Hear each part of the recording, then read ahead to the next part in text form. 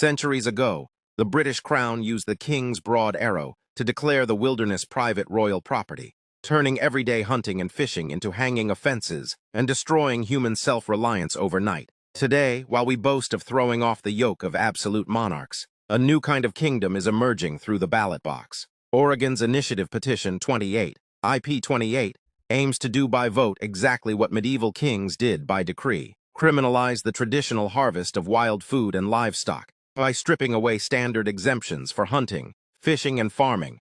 This initiative replaces the crown with a voting booth, proving that tyranny doesn't need a palace to strip regular people of their right to be self-sufficient.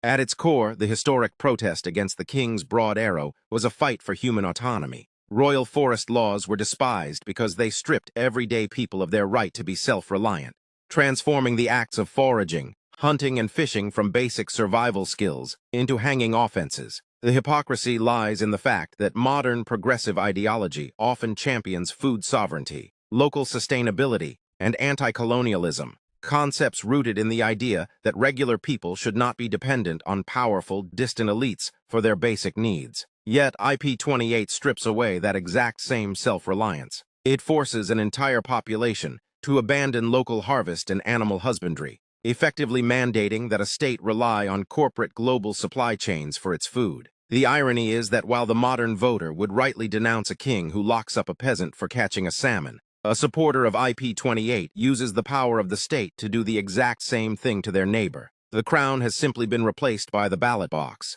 but the restriction on human freedom feels identical to the person on the ground. The benevolent tyranny contradiction. Historically, kings often justified the broad arrow by claiming they were protecting the forest from being depleted by the common rabble, framing their total control as a form of noble stewardship. Supporters of IP28 use a strikingly similar moral high ground, arguing that they are acting out of pure compassion to eliminate animal suffering. But this creates a glaring double standard. They vehemently oppose historical rulers who claim to know what was best for the population's land and resources. Yet they are perfectly comfortable using the police power of the modern state to impose a singular moral framework, in this case strict vegan ethics, onto a diverse population that includes rural communities, ethical hunters, and indigenous traditions that have responsibly harvested the land for generations. The takeaway: true liberty means trusting everyday people to responsibly interact with the natural world around them, protesting the tyranny of old kings, while voting to criminalize a neighbor for putting wild harvested meat in their freezer isn't progress.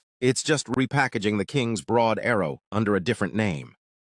While proponents of initiatives like Oregon's IP28 argue that any form of animal slaughter or traditional breeding constitutes inherent cruelty, a strong defense of sustainable animal husbandry can be made by looking at the actual, physical reality of the practices involved, especially when compared to common domestic pet procedures like spaying and neutering. When evaluated strictly by the level of physical trauma, bodily alteration, and invasive surgery, standard domestic pet modifications are undeniably more severe than traditional, ethical livestock management. The ultimate irony of measures like IP28 is that many of its loudest supporters are passionate advocates for mandatory spaying and neutering. They view the surgical removal of a dog's or cat's reproductive organs as an act of love and civic responsibility. Yet they turn around and label a farmer who raises chickens or cattle in their natural, unaltered biological state as an abuser. If the conversation is truly about preventing the physical violation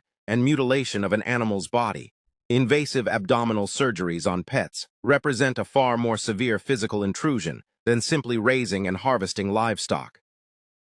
Oregon's Initiative Petition 28, IP28, formerly known as the Peace Act, presents an existential threat to the food and hospitality industries. While public attention often focuses on how it would affect hunting, fishing, and ranching, one of its most devastating real-world consequences stems from a single legal maneuver. It completely eliminates the exemption for standard pest and the public health paradox, from forced mandates to manufactured pest pollution. The fundamental irony of modern progressive policy is its selective obsession with public health. For years, citizens were told that individual liberties must be entirely subordinated to the collective good. We were subjected to rigid, government-enforced mandates, from masks to business closures, all under the banner of protecting public spaces, sanitizing environments, and shielding the vulnerable from invisible threats. The driving moral argument was clear. Your personal freedom ends where public safety begins. Yet, the introduction of Oregon's Initiative Petition 28,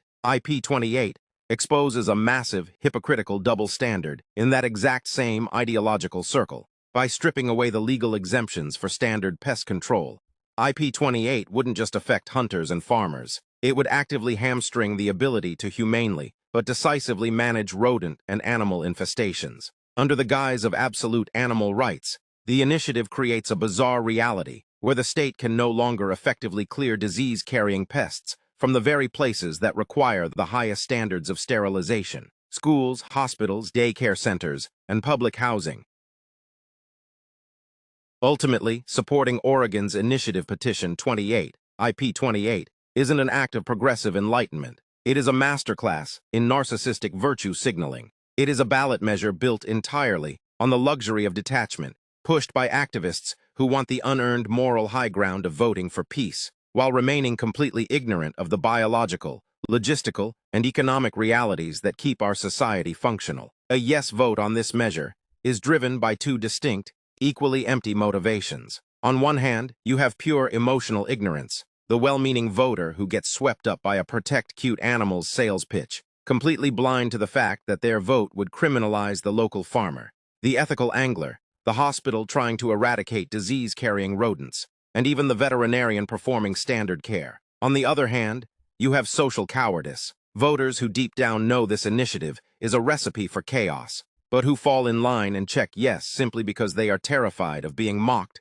shunned, or labeled uncompassionate by their immediate friend groups or online echo chambers. They would rather cripple their own state's infrastructure than risk an uncomfortable conversation or social disapproval. But when you strip away the social media posturing and the vibes-based slogans, a no vote on IP28 is the only choice that reflects true, grounded stewardship. Voting no is a victory for common sense that benefits every single Oregonian. Oregonians are caretakers of a magnificent, complex state. We do not need a blind, sweeping mandate to dictate our morality from a place of urban isolation. Reject the superficial virtue signaling, stand up to the social pressure, and vote to protect our communities, our ecosystem, and our logic. Vote no on IP28.